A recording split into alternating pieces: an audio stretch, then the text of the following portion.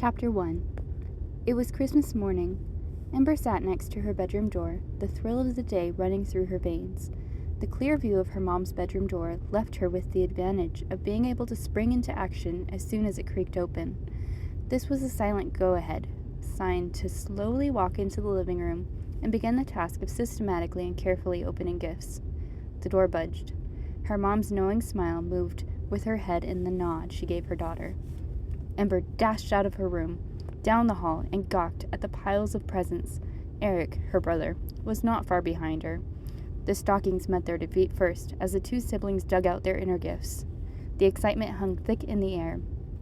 Paper flew in every direction, and the family cat pounced from one colorful bow to another. The family had little to no connection with any form of religion, from Ember's perspective. Sure, she had attended a Christian preschool and kindergarten, but the family did not hold the morals and beliefs, except on specific holidays such as this. One, or perhaps even those holidays were society-centered. No matter what their theological belief on the subject, Christmas morning was a time of celebration. Their family joined them from the other side of the house. He had been sleeping on the couch for as long as Ember could trace back in her memory. It was not an oddity to Ember. It was just how her family worked. They sat and laughed around the large plastic evergreen, decorated in every sort of ornament and light one could imagine. The scent of sausage and eggs wafted across the house, and the morning was cheerful. A small round box caught Ember's eye. She climbed over her mountain of gifts to reach it. The red ribbon was labeled, "To Ember, from Santa." Santa and her mother had very similar handwriting, she thought as she began to lift the top of the round gray box. A soft, glassy-eyed black cat with white paws sat looking at her from the uncovered package. His name was Boots, according to the tag on his ear. Her morning was complete. She had no need or want for anything else in the world. This simple cat was enough. He would be her mischievous partner for years to come. Boots traveled with Ember to the park, the dentist, and even sat in her lap at the movie theater. Hours spent kneeling next to an overturned laundry basket with a pencil and some paper. Ember would create epic combat scenes and heart-wrenching works of art. Of course, to the common passerby, she was only a little girl, doodling and sketching the stuffed animals scattered in front of her. The imagination of a child. It did not fade later in her life either. Eric had an imagination of his own, always envisioning a new role-playing game of some sort. His ability to test-run games intended for adults efficiently on his younger sister still escapes me, but Ember enjoyed his efforts. Being so young, Ember was sheltered in the earlier years of her parents' disputes.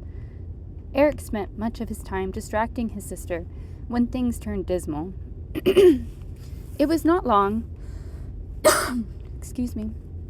It was not long before the screaming matches reached her ears, though. She sat alone in her bedroom, listening to the screech of her mother, followed by the harsh deepness of her father's voice. This was home to Ember. She did not know anything else. The fights became almost a nightly event, with hot tempers and emotions elevating. I'm sure they were unaware of their children, who had no desire to eavesdrop, yet heard every word. When her mother was well, which was not very often, she played the role of holiday planner, classroom parent, and overall supermom. Her diseases, yes, there were many, held her down in most cases, leaving her upset and lethargic. Ember usually taped a piece of construction paper with the words, "Please don't ring the doorbell. My mom is sleeping. I can't play today," on the days the house needed to remain quiet. April showers rolled through in preparation for spring. Ember sat with her brother next to the front screen door, pillows and stuffed animals surrounding them, enjoying the moment of the refreshing downpours. The soothing pitter-patter of rain hitting the wet earth outside washed away the bitter reminders of the broken family that lived in their home. To Ember, the roller coaster of peace and disaster was just another day in the Sunning family household. But as I sat with her in silence on those cool afternoons, I began to understand the ache which had taken root in her heart.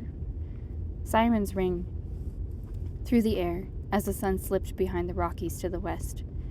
Hurt was present in her parents' voices. She couldn't make out what they were saying from her bedroom, but as tension rose in their voices, she knew the night would not have a cheerful ending. Her mother's sobbing and desperation was clear in the muffled dispute.